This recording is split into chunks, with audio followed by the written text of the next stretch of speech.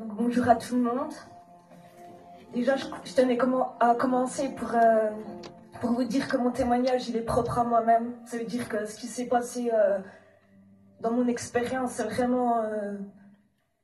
on a tous une expérience exceptionnelle quand on vit des choses avec Dieu, mais apparemment, la mienne, elle a été dans le côté obscur. Donc, au final, ça peut faire peur, mais sachez que ça m'a fait grandir.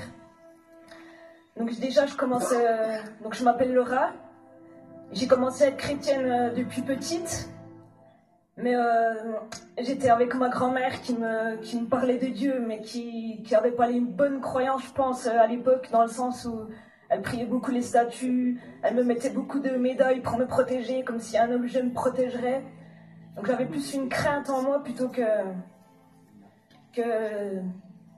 de l'amour envers Dieu, en fait. J'avais plus peur de lui qu'autre chose.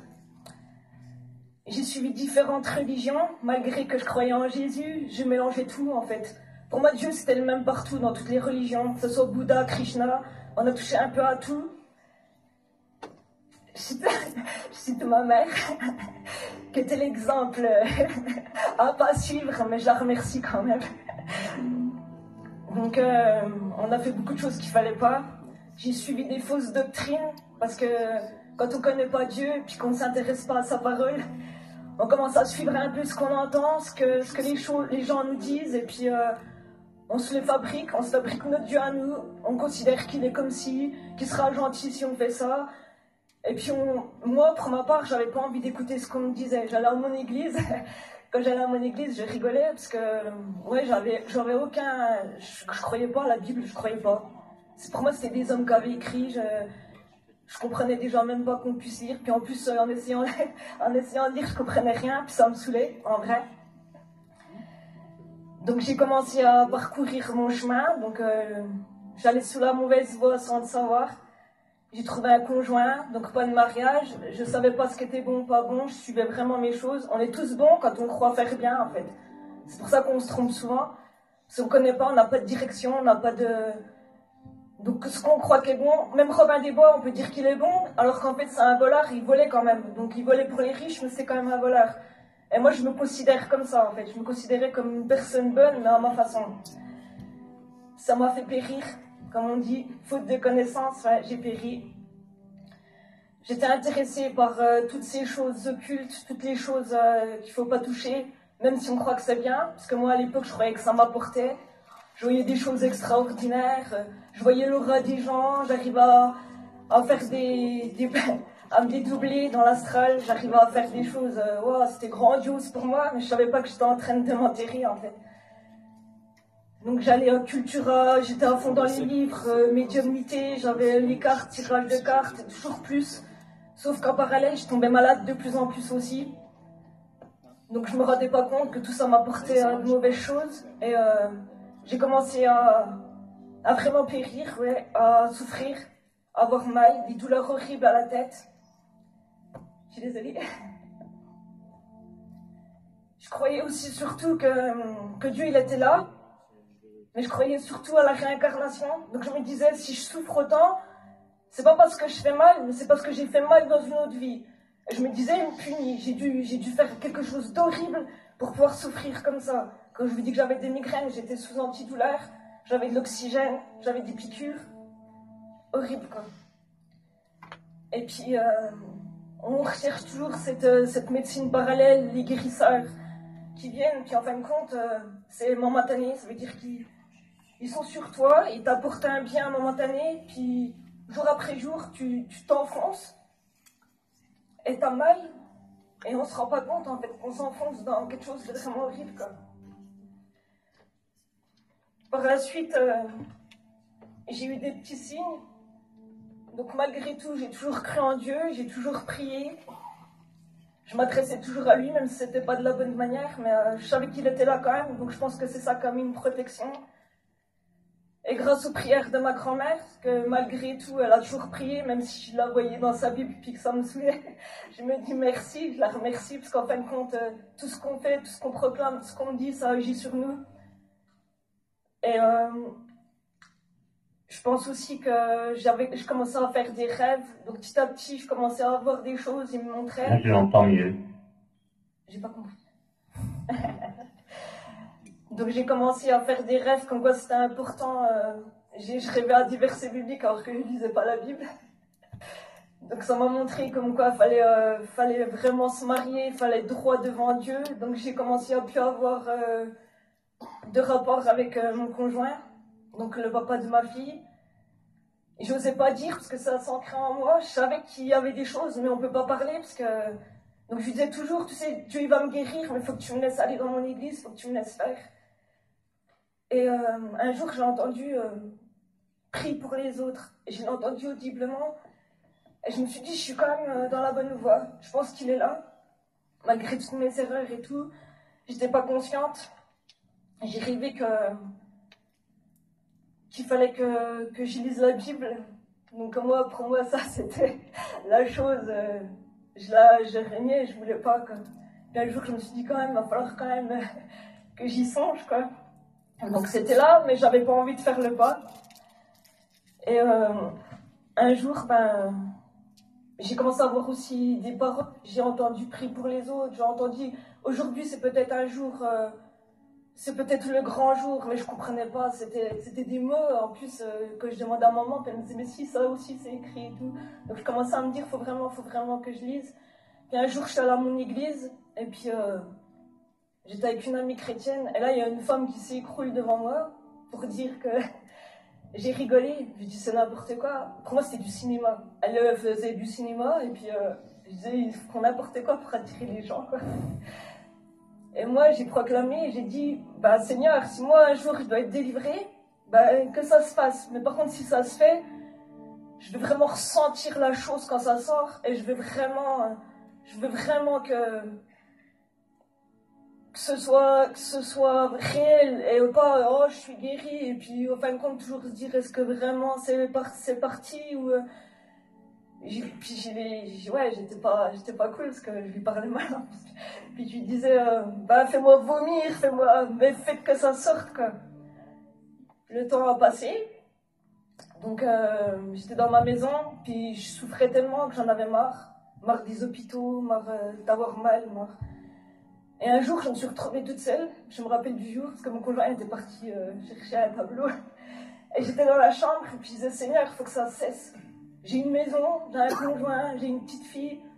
Mais ma vie, elle est pourrie, j'ai trop mal. Je supporte plus.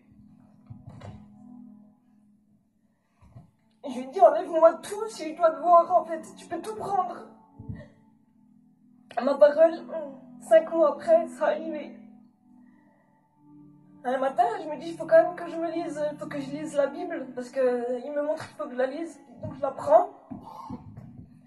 Et je commence à lire. Et là, il y a ma fille qui arrive, et je commence à avoir une colère qui monte en moi. Et je me dis, Dieu le pauvre, il a ramassé, hein, il a insulté, il a tout reçu. Pardon Seigneur. J'ai pris la Bible, et je l'ai balancée. Et puis ma fille me dit, pourquoi tu fais ça? Je lui dis, parce que je comprends rien, ça me saoule. On passe à autre chose, la journée elle passe. Et là, je suis dans mon lit, donc le lendemain matin vers 7h. Donc il y a des choses que j'ai compris après mon premier témoignage que j'avais fait à mon église. Je me suis réveillée. Et moi, dans les symptômes que j'avais, c'est que j'avais du mal à respirer, je ne peux plus respirer. Et, un matin, donc 7h du matin, je me réveille et je m'entends dire, comme si c'était mon âme, pareil, c'était audible, mais c'était dans l'astral, je ne peux pas l'expliquer. Et c'est moi-même qui parlais, puis c'est pas moi qui dirigeais en fait. Et je disais, donne-moi le souffle de Dieu. Et là, à la base, j'ai cru que c'était une mauvaise chose qui m'arrivait, mais par la suite, j'ai compris qu'en fait, c'était vraiment le souffle. À la base, j'ai cru que c'était des esprits qui rentraient en moi. Mais en vrai, je les avais déjà. Et donc j'ai eu peur. Sur le moment, j'ai eu peur. Parce que j'avais un souffle qui est rentré en moi, ma bouche s'est ouverte. Et ça poussait mes entrailles. Alors au début, je me suis dit, c'est ma guérison qui arrive. Oui, c'était ma guérison. Mais comme la peur, elle arrivait, je me disais, c'est pas possible. Je commençais à avoir mal, parce que le vent, il soufflait à une pression. Mais j'avais l'impression que mes organes, ils se déplaçaient, une douleur. Et j'avais ma fille qui était avec moi dans le lit. Et là, je me suis dit, je vais faire... j'ai mon cœur qui a serré. Et je me dis, je suis en train de faire une crise cardiaque. Et la parole qui m'est venue, c'est quand j'avais entendu, aujourd'hui, c'est peut-être le grand jour. Et là, dans ma tête, je me suis dit, ça se trouve, c'est le jour de ma mort. Ça, c'est le jour des guérisons, c'est le jour de ma mort. Mais si je meurs, je vais surtout pas être dans le lit avec ma fille, quoi. Donc, je me suis levée et je me rappelle, j'avais mis mon téléphone en mode avion. Et je me dis, il faut que j'appelle les pompiers. Faut que... Je savais que j'avais vécu quelque chose de bizarre, mais je savais que c'était surnaturel, que c'était... Mais en fin de compte, c'était... j'ai appelé les pompiers, j'ai réussi à me lever. Je me suis dit, je vais m'écrouler dans la rue, mais je veux surtout pas qu'elle soit là, quoi. J'ai repris mes esprits, c'est revenu à moi. Donc j'ai appelé les pompiers, j'ai appelé ma mère, elle est venue. Je n'osais même pas raconter, je n'osais pas... Et je lui ai raconté. Mais avec ça, après, on n'a pas envie. On se met une face, puis le regard des gens. Et au final, j'ai commencé à aller aux urgences, à tomber dans les pommes. Mais je parlais jamais de ce qui m'était arrivé. Et ça s'empirait, ça s'empirait. Et puis, je regarde si je dis rien. Donc j'ai fait des dizaines de fois des urgences où c'est que mon cœur, même les ambulanciers, ils disaient le cœur il va lâcher. Je montais haut au niveau des pulsions. Et puis après ça, donc je suis rentrée et c'était horrible parce que je pouvais plus marcher, je pouvais plus me laver, tout m'empêchait de vivre en fait. Je pouvais plus poser, je pouvais plus me mettre allongée. Il y avait une force qui m'empêchait, mais je pouvais pas l'expliquer. Je voulais pas dire que c'était des mauvaises choses quoi. On espère toujours que c'est la maladie. Et puis j'ai dû aller vivre chez ma mère. Parce qu'on ne pouvait plus s'occuper de moi et j'avais peur de mourir. En réalité, pour moi, je chantais la mort, quoi. Puis parmi toutes ces choses-là, une fois pas comme les autres, donc j'ai dit à un moment, je vais me laver. Sauf que je savais que j'avais tant de secondes pour aller me laver, que je n'avais pas le droit de me laver, il fallait que... Donc j'étais sous la douche et là, je dis non, je vais retomber dans les pommes. Et je sentais que ça arrivait puisque ça me faisait une puissance en moi et ça me serrait de partout, ça me serrait, mais c'était vraiment fort. Donc je suis allée vers maman, puis je lui ai dit, je vais tomber. Et elle a appelé les urgences et tout. Donc j'ai commencé à avoir peur. Mais je l'entendais, mais c'était bizarre. Pour moi, je mourrais quand je me sentais partir. Je suis désolée. Et puis du coup, je voulais pas. Et du coup, donc maman s'est mise à prier en langue. Et c'est là que ça s'est révélé. Donc j'ai compris que j'avais des mauvais esprits en moi. Je me suis mis à faire des choses bizarres. Mon corps il commençait à manipuler. Je me faisais manipuler. J'avais conscience de tout. Je me suis mis à faire des choses par terre, à faire des grimaces, des choses horribles.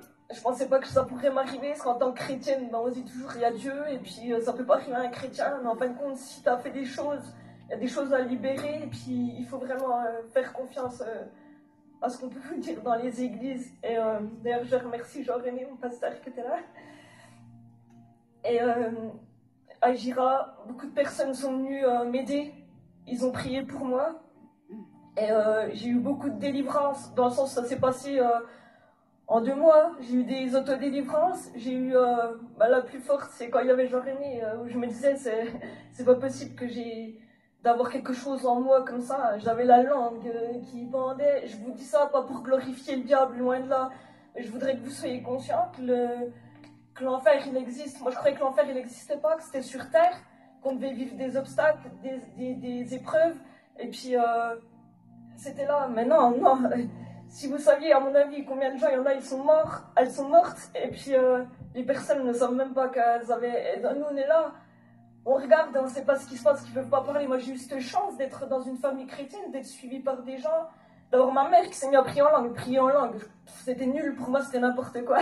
Ça a révélé que ça existait, que ça a fait montrer les puissances maléfiques qui étaient en moi. Et par la suite, donc quand mon pasteur Françoise, que je remercie grandement, ils sont venus avec Agira, avec tout le monde, donc c'était un coup tout seul, un coup... ils m'ont montré qu'en fait, le fait de louer, parce que moi quand j'étais en train de me faire délivrer, j'ai parlé satanique, et du coup, le fait de louer, je me rappelle, je me disais toujours, je me dis, ils font quoi? Je suis en train de mourir, ils sont en train de louer. Puis en fin de compte, je me disais, mais ça fait du bien, ils sont en train de louer, ils prient, ça me fait sortir les choses, ça me révélait tout ce qui se passait dans mon corps, quoi. Et je me dis, je sais pas comment il a fait pour pas avoir peur. Parce qu'en fin de compte, même moi, je me faisais peur, et je me disais, j'ai une honte au final, parce que je me disais, mon corps, il fait n'importe quoi, et ça, je peux pas le contrôler, en fait. Donc je voulais Juste pour dire que c'était important de lire sa Bible, qu'elle m'a délivré de beaucoup de choses, que même en laissant tourner le Dieu, il a fallu, ça, j'ai eu des délivrances, même en laissant, même si je comprenais pas, mon esprit lui il savait. Je voulais mettre en garde les parents avec leurs enfants, parce qu'on croit les laisser faire. Moi, il a fallu cette histoire pour que je parle. Ça m'a aidé, c'est la pire, c'était horrible, mais en même temps c'était les meilleurs jours de ma vie, parce que j'ai pu voir que Dieu il était là, j'ai pu ressentir le Saint-Esprit, j'ai pu voir quand il était vers moi, et que j'avais lâché prise, et que je lui ai demandé, prends place, parce que plus j'y résistais, et plus j'y arrivais pas, et plus j'étais en train de mourir. Mais quand je lui ai dit, vas-y, viens, fais ce que t'as à faire, puisque t'es là, si t'es là, ben t'es plus haut qu'eux, ben agis. Et j'ai eu des belles délivrances. Et voilà. Et mes conséquences, et apprendre à dire pardon aux gens. Ouais. Bah désolée. Et merci beaucoup de m'avoir écouté. Et ouais, prenez soin de vos enfants et pas les laisser faire n'importe quoi, parce que qu'ils prennent conscience, malgré tout, c'est vraiment important d'être là, parce que moi je comprenais pas, parce qu'il n'y avait pas d'expérience, j'ai pas eu de témoignage, j'ai rien eu, donc pardon, je vais vous laisser, je dois parler. Merci Laura. On voit que son cœur déborde, mais faut tenir. Hein. Merci de ton témoignage. Hein. De toute façon, l'intervenant suivant, il va développer les choses que tu voulais dire. Hein. Donc, aie confiance aussi au Saint-Esprit.